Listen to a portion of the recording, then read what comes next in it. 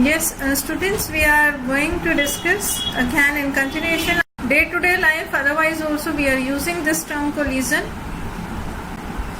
But of course, when we are talking here in physics or in scientific way, we say collision. Then it is said to occur if the bodies, they are either coming in contact, means colliding physically, or if the path of one is affected by the other body. It means, otherwise if we take that if two bodies, they are exerting forces on each other, of course for a shorter interval of time they just collide and then they move apart in different directions. Like when you play with the balls, you are throwing the ball, or with the stone you have the marbles to play with, then you are changing the direction of one body. One marble is kept at rest and you are throwing the another marble over it. You are making the one marble to collide with the other, and so as a result the path is getting affected. So you are able to see collisions even when you play carom. You are making the two bodies, they are either coming in contact with each other, or path of one is getting affected by the other. Like in Rutherford's experiment you have studied, that alpha ray scattering experiment, that the path is getting affected. They are not going into the straight line, they are getting deviated from their into the straight line, they are getting deviated from their paths. So that is also termed under collision. So the term collision should be clear. Of course, when we have to discuss in detail according to your syllabus, the collision I can have under three headings with me. One is perfectly elastic collision, another is perfectly inelastic collision, and the third one is inelastic collision. So perfectly elastic collision, of course, one thing you have to keep in mind, that when two bodies they are coming in contact, so two body system we are talking about, so linear momentum is always conserved. Whatever type of collision may take place, linear momentum is always conserved.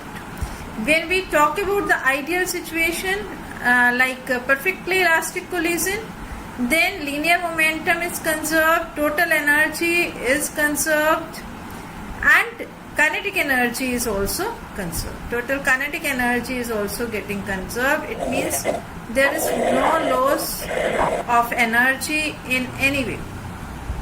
So all energies, kinetic energy, total energy, as well as the linear momentum is conserved.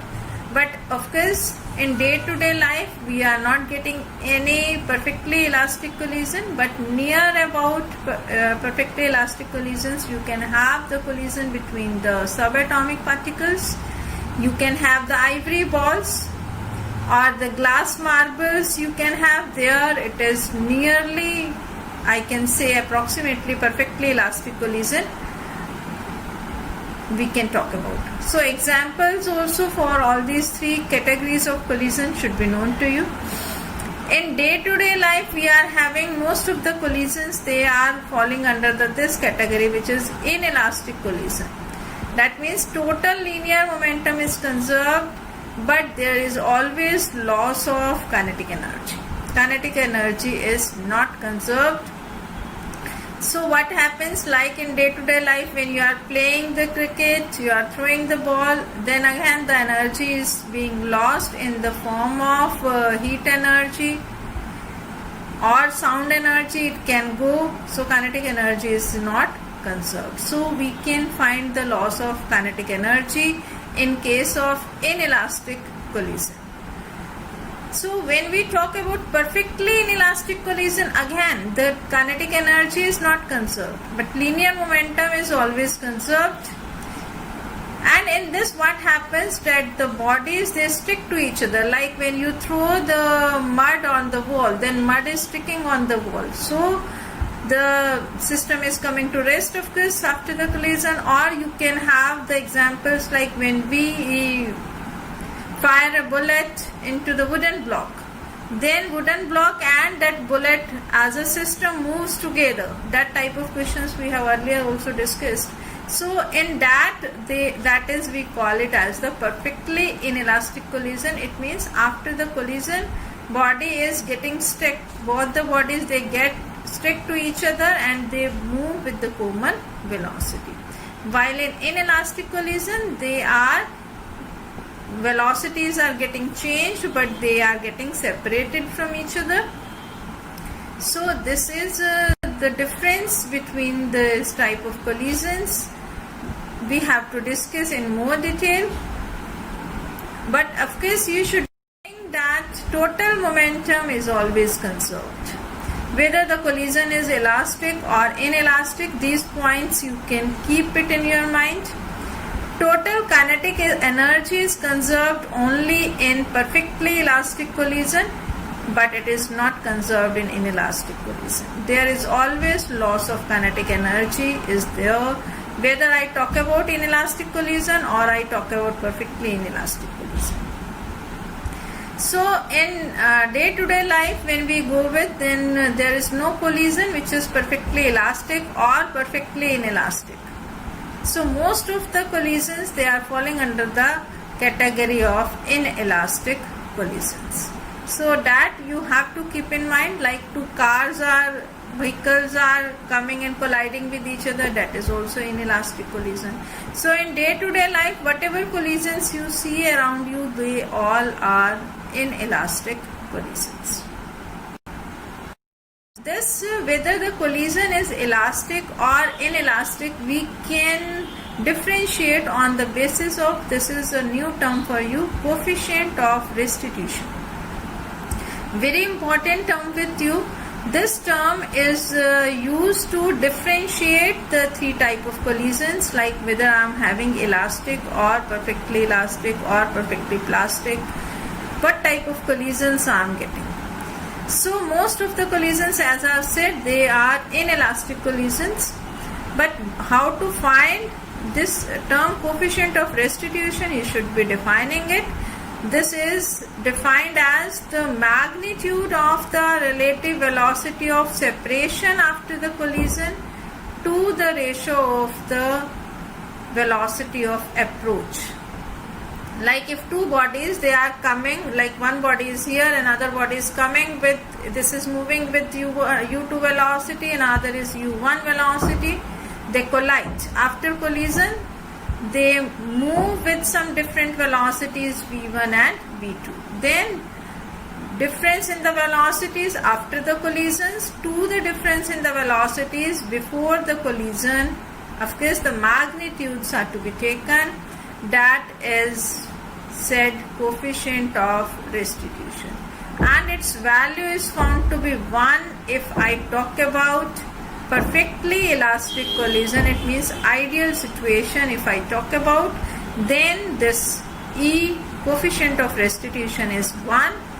For inelastic collision, it lies between 0 and 1. And for perfectly inelastic collision, when both the bodies are sticking to each other, so they are not getting separated, so velocity of separation will become 0. So I can say coefficient of restitution will also be 0. So this is again a method to differentiate the perfectly elastic, inelastic or perfectly inelastic collision. So for inelastic, which is there in day-to-day life, is coefficient of restitution lies between 0 and 1. It means in between these two conditions. We have to discuss elastic collision in detail, of course. Then afterwards we will discuss inelastic collision also in detail. Elastic collision means I am talking about perfectly elastic collision, ideal situation in one dimension. One dimension means the bodies are moving along the same line. X-axis I may take for my convenience. And when they are moving along the same line, their theta is 0, then this collision is also termed as head-on collision. It means one-dimensional collision. I may call it as head-on collision also. These are my suppositions as shown in the diagram. You can see I am having two balls with me of masses m1 and m2. Initially they are moving with velocities u1 and u2, and of course if you wish you may write here that your u1 has to be greater than u2. u1 is greater than u2.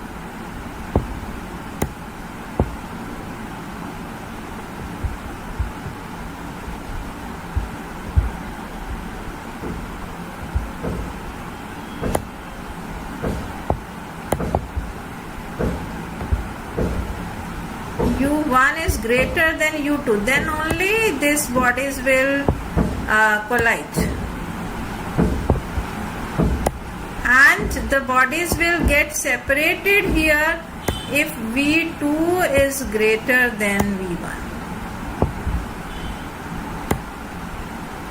Otherwise the bodies will not get separated. This you can write even, or you should be knowing in your mind, because when I am taking these two bodies, one velocity is u1 and other is u2. They are both are moving. u2 is moving ahead, means m2 is moving ahead of m1. So if these two bodies have to collide, then of course u1 has to be greater than u2. Then only this body will, m1 will collide with m2. And when they are under the process of collision, then of course both the bodies, they are exerting force on each other, equal and opposite. Then they will get separated only if second body velocity is greater than the velocity of the first body. It means v2 has to be greater than v1. Then only the bodies will get separated. Otherwise they will stick to each other. That will be the case of perfectly inelastic collision if velocities are same. So this is the condition for movement of the bodies after the collision, and they are going to regain their original all the configurations for elastic collision. So this is a mandatory condition, I should say, which you have to keep in mind. So velocity of relative velocity of separation will be of course v2 minus v1, and velocity of approach will be u1 minus u2. So this is when the two bodies, they are colliding with each other. Now what I want to find is, I want to find the velocities expressions for v1 and v2. It means final velocities after the collision, if in the question u1, u2, m1, m2 are given to me. So this is my aim, which is a standard question generally asked. They derive the expression for the final velocities after the collision if perfectly elastic collision is taking place or head-on collision is taking place between two bodies of m1 and m2, which are moving with velocities u1 and u2. So we are going to derive the expression for the values of v1 and v2. Now this is the same diagram, because we are talking about perfectly elastic collision and momentum is conserved, linear momentum of course. Linear momentum is conserved. It means initial momentum has to be equals to final momentum. So if I find initial momentum of the system, that is m1 u1 plus m2 u2, and final momentum of the system after the collision is m1 v1 plus m2 v2. So you can write it that final momentum, it is equals to initial momentum, whatever way you may write. And if you rearrange the things, m2 and m2 here, both the terms if I collect together, similarly I collect the terms of m1 together, then what I am getting is that m2 is common, then v2 minus u2, it is equals to m1 into v1 minus u1. So you must name this equation, as I have called this as equation number 2. So this is one equation which I am getting for the linear momentum conservation. But if I am talking about perfectly elastic collision, kinetic energy is also conserved. So you have to write the kinetic energy before the collision, that has to be equals to kinetic energy after the collision. So kinetic energy before the collision will be 1 by 2 m1 u1 square plus 1 by 2 m2 u2 square by the formula of kinetic energy I know. and after the collision it will be 1 by 2 m1 v1 square plus 1 by 2 m2 v2 square. So you have to equate this. Final kinetic energy is equals to initial kinetic energy, and now if you rearrange, of course half will get cancelled on both the sides, and I am getting m2 into v2 square minus u2 square, it is equals to m1 into v1 square minus u1 square. Now if I divide third equation by the second equation, then you see I can write a square minus b square, it is equals to a minus b into a plus b. So I can write v2 square minus u2 square equals to v2 minus u2 into v2 plus u2, and this v2 minus u2 term will get cancelled. Similarly here also v1 minus u1 term will get cancelled, and I am left with the positive sign term, that is v1 plus u1. So I have to divide, it means third equation, by the second equation to simplify the things. So when I divide, I am getting m2 into v2 plus u2, it is equals to m1 into v1 plus u1. So that is by simply writing these two conditions which I know are true for the perfectly elastic collision, that is kinetic energy is conserved as well as linear momentum is conserved, and then I am simply dividing both these equations. So this is one step which you have to keep in mind.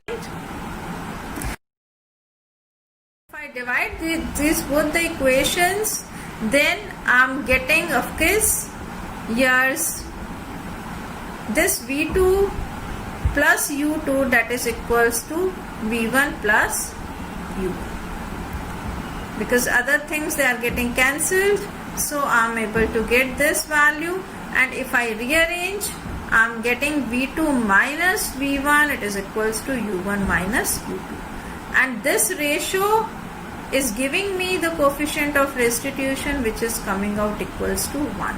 So if in the exam the question is coming out that prove that coefficient of restitution is unity for a perfectly elastic collision, you are supposed to work up to this. But if they are asking you to derive the expression for the final velocities, then you have to move ahead with the same expression, and by simply using the same expression I can eliminate either v1 or v2, that is by my choice. I am eliminating v2, so I am simply writing v2 from this equation, which is v1 plus u1 minus u2. This is the value of v2 which I am getting. I will put it in the first equation, which is by the conservation of linear momentum, that is m1 v1 plus m2 v2, it is equals to m1 u1 plus m2 u2. So if I am putting the value of v2 here, I can solve, which you are supposed to write all the steps and solve it, then only the thing will be clear in your mind. So if you write this equation, you write the value of v2 here, then if you work it out, then only on rearranging you can get, because v1 I am getting these two terms only, where m1 plus m2 I am getting, and this u1 u2 terms will go on the right hand side, and I can again arrange the terms like u1 I am getting here m2 u1, and here I am getting m1 u1. So if I take u1 out, I am left with m1 minus m2. This is plus m2 u2 here, and this minus m2 u2 if come on this side, it will also become positive. So I am again getting twice of m2 u2. So I am getting v1, it is equals to u1 into m1 minus m2 plus 2 m2 u2 divided by m1 plus m2. So this is the value with me for the final velocity of the first body v1, or if you wish you may write it like this, that divide both these terms separately by m1 plus m2, and then you can, maybe you can keep the result in a better way in your mind, that is v1, then it means m1 minus m2 and u1 plus twice of m2 divided by m1 plus m2 of the first body final velocity. Similarly, if you want to eliminate V1, I can use the same way. I can value of V2 also. If I eliminate, then I will be writing V1, which is coming out to be V2 plus U2 minus U1. And if you substitute the value, again if you rearrange, the values which you are getting is here V2 means M2 minus M1. Divided by M1 plus M2, it is always there, into U2. When V2 is there, then U2 is there, and plus 2M1 U1 divided by M1 plus M2. So the same way also you can write for V2 if V1 you have calculated, or if you want to redo all the steps, you can redo the things. I can discuss few special cases also with you. Like first case with you is that if M1 it is equals to M2, it means both the bodies, they are of same mass, and I am assuming that let that mass it is equals to capital M.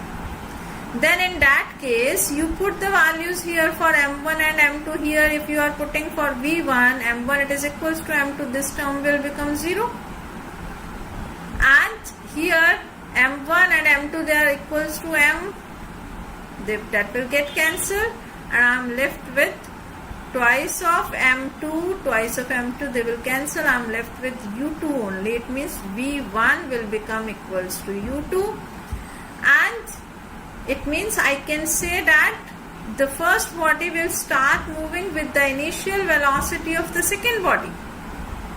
Similarly, if you find the value of V2, you are putting M1 and M2 equal, this M1 minus M2 term will become 0.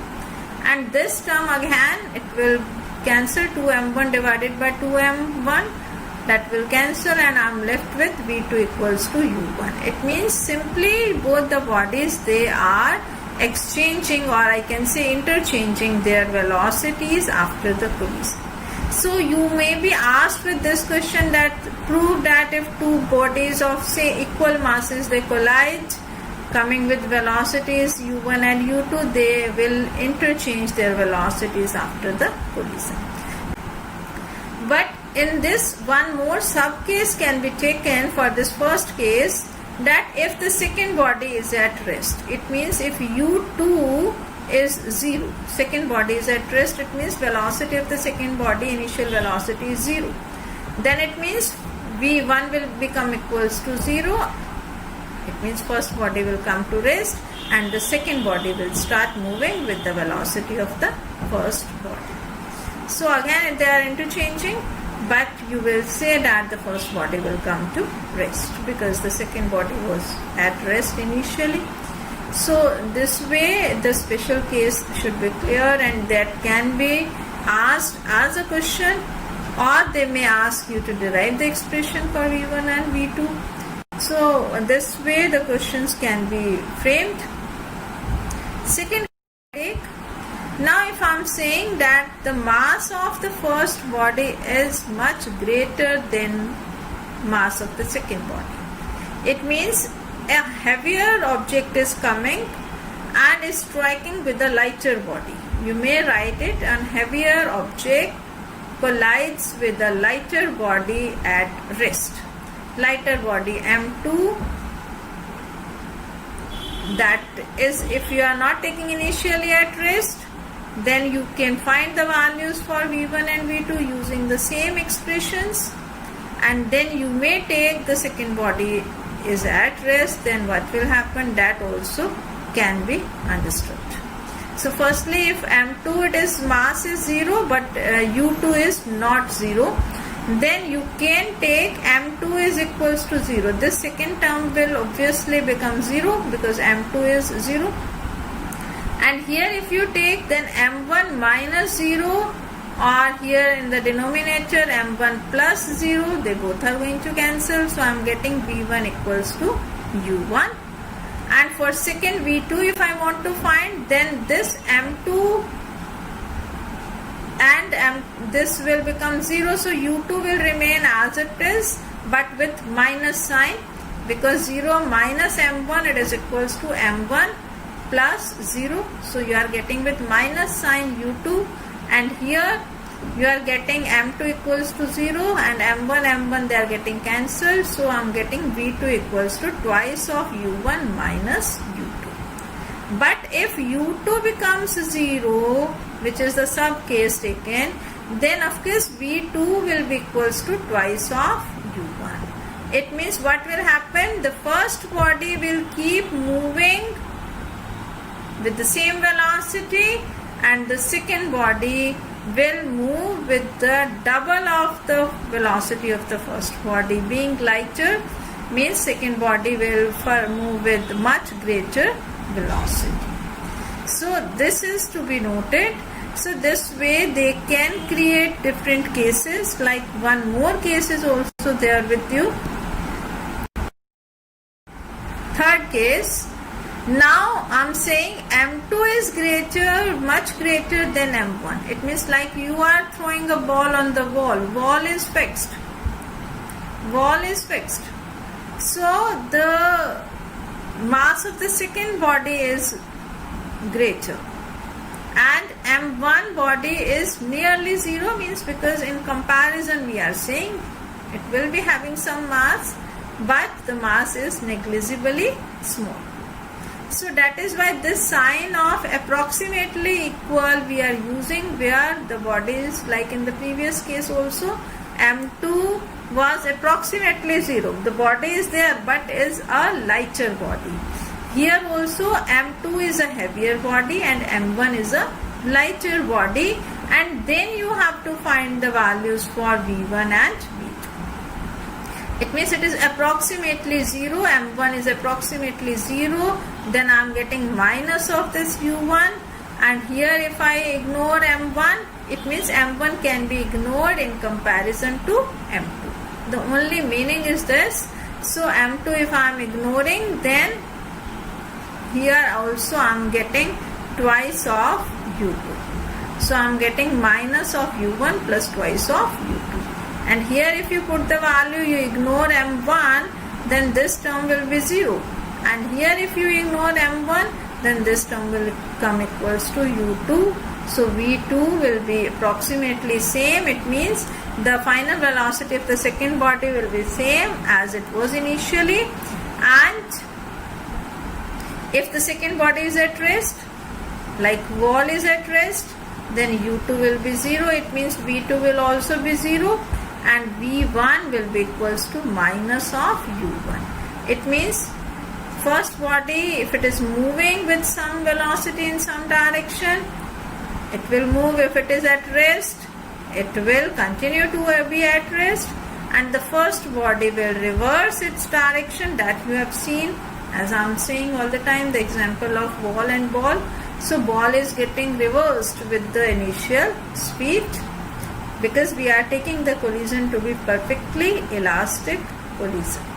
So if the collision is not perfectly elastic, then of course the loss in the velocity will be there, and we can look for all those expressions for the loss in velocity, which I will continue in the next class. So for today you keep things up to.